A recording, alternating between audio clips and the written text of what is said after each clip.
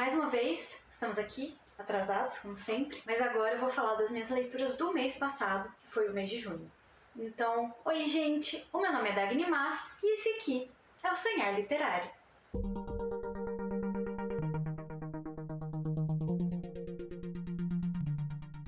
Durante o mês de junho, eu tava com muita ressaca literária ainda. Essa ressaca durou acho que uns 3 ou 4 meses. Agora, no mês de julho, já passou, graças à MLI, a Maratona Literária de Inverno. Mas em junho eu também viajei para São Paulo, então eu tive o tempo da viagem, que eu tava morta, andando para cima e para baixo da cidade. E eu tive o tempo pós-viagem também, que eu tava assim numa fadiga muito grande. E depois disso, a hora que eu recuperei da fadiga, o que eu fiz? Eu fui lá e gastei quase uma semana fazendo pesquisa para um projeto de extensão que eu participo. Então eu estava pesquisando a parte da ocupação espanhola na região central do Brasil e mais ou menos na área do Paraguai. E depois de passar 5 madrugadas escrevendo e lendo, fiquei com fadiga de novo. Então junho foi o meu mês da fadiga, foi um mês assim da pura derrota, mas eu consegui ler um livro por semana mais ou menos. Então eu tenho aqui 4 livros para falar com vocês. O primeiro livro que eu terminei em junho foi Tudo que eu Posso Ver, da Mary Lynn Curtis. Para esse livro eu dei 4 estrelas. Eu li esse livro praticamente inteiro durante a minha ida para São Paulo, porque eu fui com o pessoal da faculdade, então a gente foi de ônibus, e de Campo Grande até São Paulo são 14 horas de ônibus. Então deu tempo de eu ler basicamente o livro inteiro e ainda dar uma dormidinha. Esse livro vai falar sobre uma menina que tem ali pelos seus 17 anos, mais ou menos, e ela acabou de ficar cega devido a uma meningite que não foi bem cuidada. Ela, um belo dia, começou a ficar com febre, a se sentir mal, e quando ela foi para o hospital, ela já estava muito mal, e a hora que ela acorda, ela tá cega. E ela, por causa dessa cegueira, tem que mudar de escola, e aí a menina adolescente, acabou de ficar cega. É óbvio que ela fica meio rebelde, né? Além de bem deprimida, a gente vê assim que... Eu esqueci até o nome da protagonista já. Mas a gente vê que ela tá bem abalada emocionalmente, que ela não tem ânimo pra fazer nada. A única coisa que ela tem ânimo pra fazer é pregar uma peça lá na escola, que ela pega lá a estátua do fundador da escola e arrasta pra um banheiro, deixa um monte de pegada de tinta, tudo. Não fica exatamente bem claro como que ela consegue fazer isso, mas ela não consegue fazer um monte de coisas assim de locomoção e tal, porque a estátua é pesada, né? Mas por causa disso ela vai parar na detenção e ela acaba recebendo meio que tipo um agente de condicional, bem delinquente juvenil. E aí um belo dia, quando ela tá lá pra conversar com o cara e tal, na sala de espera ela conhece o sobrinho dele, que é o Ben. O menininho, eu lembro o nome. Ele é um menino que ele tem uma deficiência nas pernas, porque ele nasceu com uma coluna bifídia, então a coluna dele, o final, né, aqui da coluna, onde tem o sacro, é abertinha, assim, e aí por causa disso ele não desenvolveu a musculatura das pernas, então ele usa de muletas para ajudar a andar. E ela faz amizade com esse menino, principalmente porque ela tá lá e ela escorrega numa sujeira lá no chão e bate a cabeça, e aí a hora que ela acorda, assim, né, do choque da dor, ela tá enxergando. E é um livro muito bonito, eu achei bem tocante. Foi um livro que eu li pra leitura coletiva do pessoal do Catarse do GF. E aí teve bastante gente que falou que a menina é uma chata, que ela é irritante. Mas assim, cara, ela tem 17 anos, acabou de ficar cega e ela tem um péssimo relacionamento com os pais. Ela tinha algumas coisas que ligavam ela com os pais, e depois que ela ficou cega, os pais não sabiam lidar com ela direito também. E aí ela vai fazer amizade com esse gurizinho que tem tipo 10 anos e cisma que ela vai ser a namorada dele, leva ele pra casa dele e lá ela vai conhecer a família dele, o irmão que faz parte da banda que ela adora. E aí ela vai ali aprendendo a lidar com a vida e a navegar através dessa cegueira, apesar de muita resistência, porque a gente também tem que lembrar que a mina tá passando por um período de luto, porque luto não é só quando alguém morre, luto é quando a gente perde alguma coisa. Então, no caso, ela tá ali meio que numa fase de negação ainda pela perda da visão dela. E a gente vai vendo essa amizade, esse menininho, ele como tem que passar muito tempo no hospital, tem que fazer muita cirurgia. Ele é meio diferente, assim, também. Ele é bem nerdzinho, ele gosta de ler enciclopédia. Coisa que eu me identifiquei muito, porque quando eu era criança eu adorava ler, tipo, enciclopédia, dicionário. Li Altos Verbetes da Barça na casa dos meus avós. Então eu achei bem legal o livro.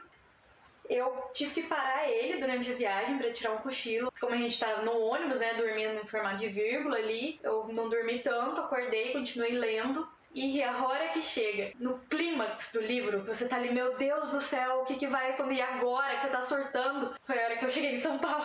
Ai, que ódio, eu tive que descer, tinha um monte de coisa pra fazer. E eu ali, surtada, mas eu consegui terminar de ler logo. Eu acho que foi no primeiro ou no segundo dia da viagem. Aí eu já comecei a ler o próximo, e o próximo eu já tive um pouco mais de dificuldade. Então, o segundo livro que eu li em junho foi o Odeio Amar Você, da Ellie Hazelwood. Para esse livro, eu acho que foi 3,5 estrelas, porque é um livro de contos e eu não gostei tanto assim quanto eu gostei dos romances dela. Eu achei que nos contos era um pouco mais difícil de eu simpatizar ali com as protagonistas, principalmente porque o comecinho das histórias da Ellie Hazelwood é meio vergonhoso às vezes, é meio esquisito, assim, um negócio no A Razão do Amor. Eu estranhei um pouco também o começo da história. Eu achei meio vergonhoso quando ela tá lá ainda na fase super odiando o carinha. E aí nesse livro também os 3 contos são enemies to lovers, então tipo de inimigos para amantes, mas não é assim enemies, né? Eles são tipo rivais, a menina não gosta do cara, coisas assim. O livro ele meio que se amarra porque os 3 contos são de 3 amigas. As 3 se conheceram, acho que durante o programa de doutorado. Aí elas até moraram juntas por um tempo e tal. E aí a gente conhece elas logo que elas se separam e vai cada uma para um canto para seguir ali a sua profissão. Então a gente primeiro conhece a Mara, ela vai ter especialização em engenharia ambiental, então ela é meio riponga, assim.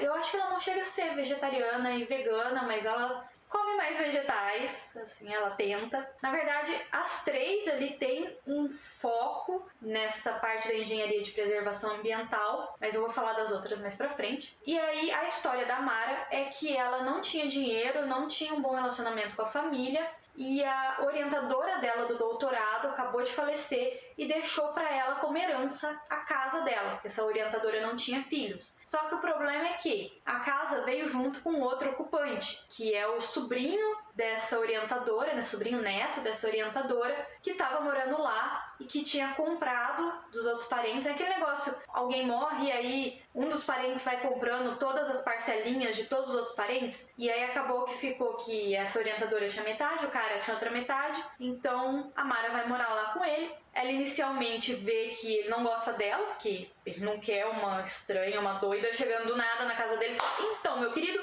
não quero vender a minha parte, eu vou ficar aqui. E aí a menina pega e se muda pra casa do cara, né? Meio forçação de barra. E enquanto isso ela descobre também que ele é advogado em uma empresa que ela não gosta, porque rolos ambientais ali no meio, então ela passa a detestar o cara. E aí ela também vai interpretando todas as ações dele como, ai, nossa, ele me odeia, ele sente asco de mim, etc. E eu achei isso bem cansativo, especialmente porque a personagem é ruiva, com aquele cabelo cacheado, armadão, assim, e com sardinhas. E, gente, já faz muito, muito tempo que a personagem ruiva deixou de ser aquele preconceito contra irlandeses, Zeca, uma pessoa ruiva. Hoje em dia, ruivo já é o padrão. Você ter sardinha já é padrão, já é considerado bonito. Então, minha filha, menos, sabe? Eu achei meio exagerada, assim, a autodepreciação dela. Ficava tipo... E, enfim, né, eles estão ali juntos, tal, vão acabando ficando sempre amigos. É legal a parte da representação do espectro assexual que tem nesse conto. Aí o segundo conto é da amiga que já tem um foco mais para uma engenharia civil, mesmo sendo engenheira ambiental também, mas ela tem um foco mais ali na construção. Essa protagonista ela é muito supersticiosa e metade da personalidade dela é ser supersticiosa e italiana, e a outra metade ser sustentável e gostar de futebol. E aí ela tem ali nas doideiras da cabeça dela uma superstição que tem a cor da calcinha que ela tem que usar para fazer a apresentação do projeto, e ela tem que comer um croissant na padariazinha ali que tem do outro lado da rua. E aí quando ela chega lá, um cara loiro gostosão lá já tinha comprado o último croissant, acaba dando croissant pra ela, de tanto que ela tá lá, ai meu Deus, o mundo vai acabar porque eu não comprei meu croissant. E eles acabam ali, conversando, tal, passam a manhã conversando, marcam um datezinho pra noite, eles se dão muito bem, mas aí coisas acontecem. Esse conto é mais legal porque ele tem uma dinâmica vai e volta. E que você não sabe por que ela detesta ele, e aí a cada capítulo volta um pouquinho e mostra eles se conhecendo. Depois avança um pouco e mostra eles ali no elevador, né? Até você descobrir qual que foi ali, o que causou a rixa entre os dois e se resolver tudo. O primeiro conto, ele também tem um pouco disso, mas ele tem ali no presente. Você já chega e tipo assim, ai meu Deus, o gostosão quer alguma coisa a mais, e aí volta pra época que eles se odiavam até chegar no presente. E aí eu também já achei meio chato, que eu já fiquei assim também, tipo, por quê? Começou assim, com ela se autodepreciando e surpresa com ele encoxando ela. O terceiro conto foi o que eu mais gostei. Aí, então eu quero pontuar uma coisa. Quando eu estava em São Paulo, eu li mais ou menos tipo metade do primeiro conto. Na volta, eu li só um pouquinho, eu acabei dormindo a volta inteira, porque eu tava só derrota e eu tava achando meio chato. Então eu fui terminar de ler só quando eu voltei pra Campo Grande, e aí eu meio que tive que me forçar a terminar o resto, porque eu queria ler outras coisas. Eu tava assim, vamos meus filhos, vocês têm que andar. Aí o segundo conto eu ainda demorei um pouco. O terceiro eu li numa noite só, o terceiro eu gostei bastante, e é o mais doido das três amigas. É a menina que não deixava ninguém se aproximar e tal. Porque acho que sempre tem que ter algum personagem assim, né? Distante de todo mundo. Aí ela começa a fazer amizade com as meninas e tal. E ela conhece esse cara durante o doutorado dela ainda. Ela teve que fazer uma entrevista ali para um trabalho, que o trabalho era entrevistar alguém que tenha o emprego dos seus sonhos. E o emprego dos sonhos dela era ir para a NASA e trabalhar especificamente com aquele negócio dos robozinhos que vão para Marte e tal. A Mara do primeiro conto tem o contato de um primo. Eu já esqueci o nome de todo o resto, tá? Só lembro da Mara do primeiro, porque eu ouvi falar dela hoje. Passa o contato do primo pra amiga, e aí a amiga, entrevista o cara, tá? Eles se dão super bem, e rola uma super química entre eles ali, e aí eles se pegam na sala da NASA. Só que depois também acontece uma coisa ali entre eles que ela fica com raiva do cara, e a gente também começa com... Ela já tá, tipo... lá num lugar super frio, lá bem ao norte, eu não me lembro direito. Eu esqueci o nome do negócio, mas é quando isso acontece no gelo, que aí fica uma fenda assim, ela tá lá no meio da fenda dela no gelo, morrendo congelada já, e o cara vai salvar ela, e aí a gente volta até descobrir o que foi a rixa, e eles se consertarem ali. Como é um romancinho e são contos, as coisas são relativamente rápidas. O que eu gostei mais do último é justamente que ele parece mais uma fanfic, porque ele é mais absurdo e ele é mais assim, sei lá, fora da minha realidade, coisa assim. Aí a hora que eu finalmente consegui acabar esse livro, eu venho para os livros físicos, aí eu comecei a ler livros muito bons que foram emplacando para eu ir saindo da ressaca agora em julho também. Eu li A Redoma de Vidro, da Sylvia Plath. Não sei se vai dar pra vocês verem aí, porque os post-its são bem clarinhos, mas eu marquei um monte de coisa. É levemente preocupante eu ter me identificado tanto assim com Redoma de Vidro, que é um livro basicamente sobre depressão. E então, pra ser minha psicóloga, a hora que lê esse livro, é isso aí. A gente vai ter muita coisa pra debater, muita coisa marcada. Esse livro vai falar a história da Esther, que ela é uma menina, sempre estudou muito, tirou notas muito altas. Ela entra pra universidade. O livro se passa mais ou menos ali final dos anos 50, comecinho dos anos 60. Então ainda não era tão comum ter mulheres estudando, né, em faculdades, e aí ela não só entra para a universidade, como ela tem notas muito altas, ela vive estudando e até ela se sente meio deslocada das outras meninas do alojamento dela, porque as meninas saem muito para festa e coisas assim. E ela é mais quietinha, prefere ficar estudando mesmo, porque ela prefere ganhar as bolsas para ter independência dela. Ela não queria ter que ficar saindo em um monte de encontros, porque ela acha isso um saco. E sinceramente, eu concordo, porque... ai, gente, conhecer pessoas, sabe? É tão trabalho esse negócio. E aí ela tinha que ficar saindo naquele monte de primeiro encontro. De repente, ela começa a a sair com um rapaz que é da cidade natal dela. Aí ela mantém ali um namoro estável com esse cara, ela foi apaixonada por esse cara por muitos anos, até que ele finalmente nota ela, passa a dar bola pra ela, aí ela perde o interesse. Mas ela mantém ele como namorado, porque, já tô aqui mesmo, sabe? Pelo menos se eu mantiver esse cara como namorado, ninguém vai me encher o saco, minha mãe não vai ficar falando pra eu procurar marido, as outras meninas não vão ficar fazendo fofoca porque eu não saí no sábado à noite. Se eu tiver fechada no meu quarto estudando, todo mundo vai estar falando, nossa, tadinha, ela tá com saudade do namorado, né? Ela se esforça tanto, tá enfiando a cara nos estudos ali pra ver se ela esquece que ela tá triste, quando na verdade ela tá triste só porque a vida é assim, né? A vida deixa a gente triste. E aí, a Esther, ela ganha uma bolsa para ela estudar nos Estados Unidos. Ela é da Inglaterra e ela vai para Nova York. E ela passa um mês lá trabalhando para uma revista de moda. Ela faz meio que jornalismo, assim, na faculdade, mas o sonho dela era ser escritora. Durante o tempo dela nesse intercâmbio, ela sente que ela também não aproveitou tudo que ela poderia, porque ao longo do intercâmbio ali, ela vai vendo que as outras pessoas parece que têm muito mais vontade de viver do que ela, tem muito mais, assim, aquela garra, aquele brilho de fazer as coisas, e ela só tá lá, né, existindo. Você faz isso aqui? Faço. Você gosta disso? O que você gosta? O que você quer fazer depois de você formar? Então ela até chega a pensar, tipo assim, sei lá, vou continuar o mestrado, porque não tem mais nada que eu queira fazer depois. Eu fico assim, Então, né? E aí, nesse romance também acontece esse negócio do tempo ficar indo e voltando, porque ela vai explicar esse relacionamento que ela teve com esse rapaz, que foi antes dela ir para esse intercâmbio. Depois que ela volta do intercâmbio, aí é a parte que eu ainda me identifiquei mais ainda. Porque quando ela tava pra ir, ela ainda tinha uma expectativa. Nossa, eu vou fazer isso, né? Eu vou pra esse intercâmbio, eu vou aprender coisas. E quando ela volta, ela fica assim, o que eu vou fazer da minha vida? E aí ela vê que realmente ela não tem vontade de fazer nada. Ela vai a cada dia ficando com mais dificuldade de dormir, dificuldade de comer. Ela vai afundando ali na depressão. E naquela época também o tratamento para depressão estava bem no início, né? Então, inclusive tem alguns gatilhos aqui no livro de abuso sexual, mas também de abusos em relação a esse tratamento para depressão, que tem aquele tratamento de choque mesmo. Chegam a fazer nela esse tratamento e pela descrição eu fiquei assim,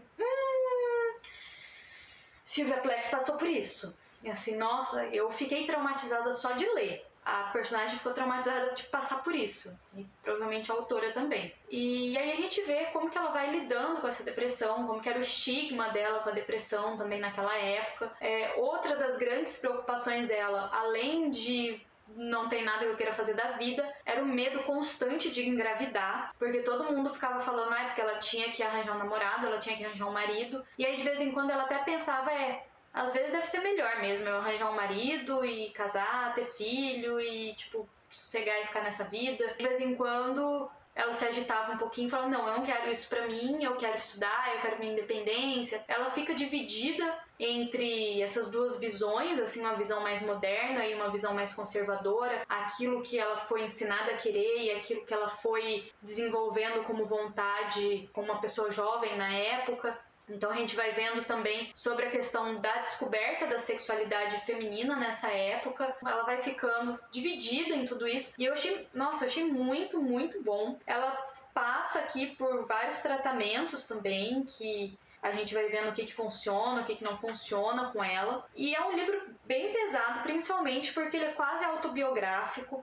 A Sylvia Plath publicou esse livro sob um pseudônimo pouco antes dela se suicidar. Então a personagem aqui fala muito sobre essa vontade de suicídio, que é uma coisa que a autora passou por isso. Se você parar para ler depois sobre a vida da autora, a gente vê que ela teve mais ou menos essa vida acadêmica, ela fez também um intercâmbio numa revista, ela também teve o tempo lá que ela quebrou a perna e ficou incapacitada de fazer algumas coisas. A gente vê que várias das coisas que são contadas aqui aconteceram. A gente vê até a própria protagonista, a própria Esther, tentando escrever se baseando nas coisas da vida dela. Então, são muitos paralelos. É um livro, assim, que quando eu fui ler, eu avisei pra minha psicóloga que eu ia ler. Eu falei, olha, na próxima sessão eu tiver ruim da cabeça, já sabe o que foi. Não me deixou tão ruim assim, porque agora eu tô tomando remédio, fazendo terapia, mas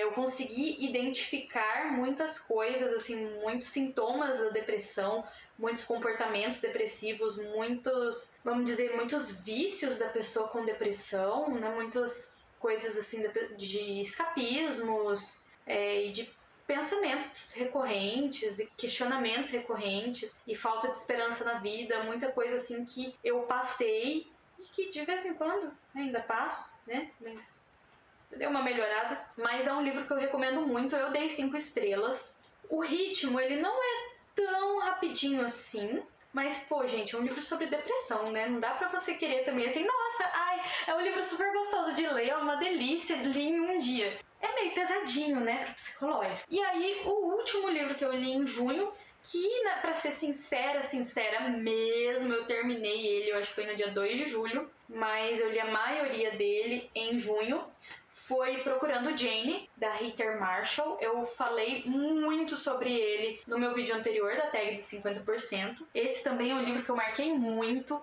é um livro que me emocionou, eu chorei mais de uma vez nele. É um livro fantástico, se tornou um novo favorito. Aqui eu já fui marcando coisas que conversavam comigo, conversavam com a minha visão de mundo, mas também muitas coisas que eu marquei são que ligavam uma outra na trama. Porque a história desse livro se passa com 3 protagonistas em 3 momentos diferentes. Então a gente começa o livro que seria no presente, em 2017, com a Angela. A Angela é uma mulher lésbica, casada, que está tentando engravidar, né, através da inseminação artificial. Aqui a gente já vem o primeiro dos gatilhos, né? Ela acaba de sofrer um aborto espontâneo e ela quer muito ter esse bebê. Então ela e a esposa seguem tentando inseminação e é muito caro, é muito desgastante emocionalmente, né? E a Angela, ela trabalha numa loja de antiguidades. E aí um dia ela tá lá, chegou lá no trabalho, tá organizando as coisas, colocando as coisas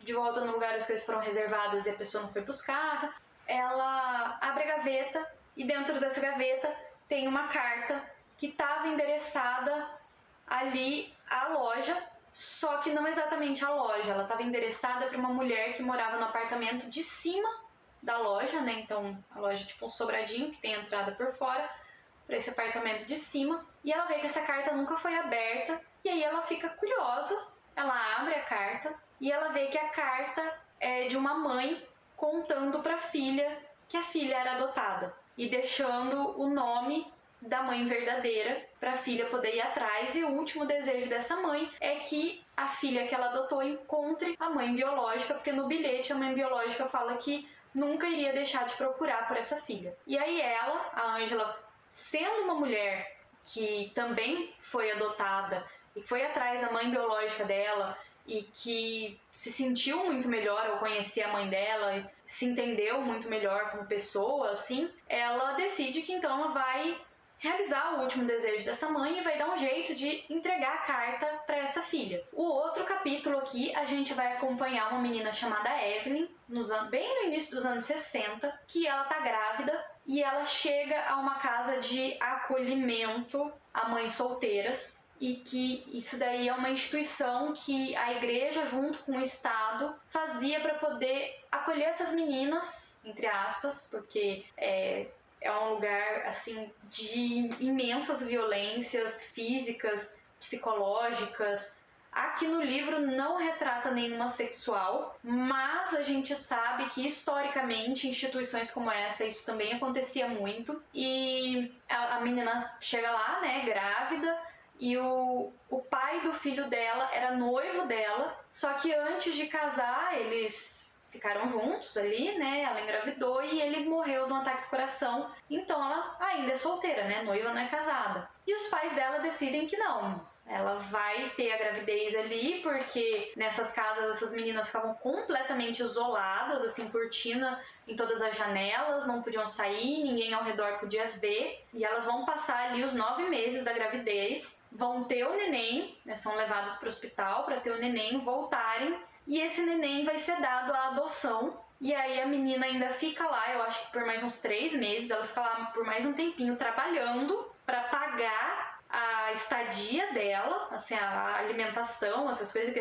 é tudo muito precário, mas ela trabalha lá como se para pagar isso. E aí depois que ela pode retornar para a vida, que é uma forma das famílias tradicionais também apagarem o fato de que a menina ficou grávida, inventar uma desculpa de que não, a gente mandou ela para casa de uma tia, ela foi passar um ano na Europa, sei lá, qualquer coisa assim, pra a menina continuar ali com a honra intacta e ninguém saber que ela engravidou, que algo aconteceu e tal. E então essa menina, ela não queria ir pra lá, ela nem sabe direito o que tá acontecendo, mas né, os pais dela mandam ela pra lá e ela vai sofrer ali por muito tempo. E o terceiro ponto de vista que a gente vai seguir é da Nancy, que é uma menina mais ou menos nos anos 70, depois vai seguindo para os anos 80, que ela logo no começo descobre que é adotada. E aí a gente vai seguir essa história dela com essa família adotiva, que ela não se encaixa muito bem, ela tem ali problemas com a mãe,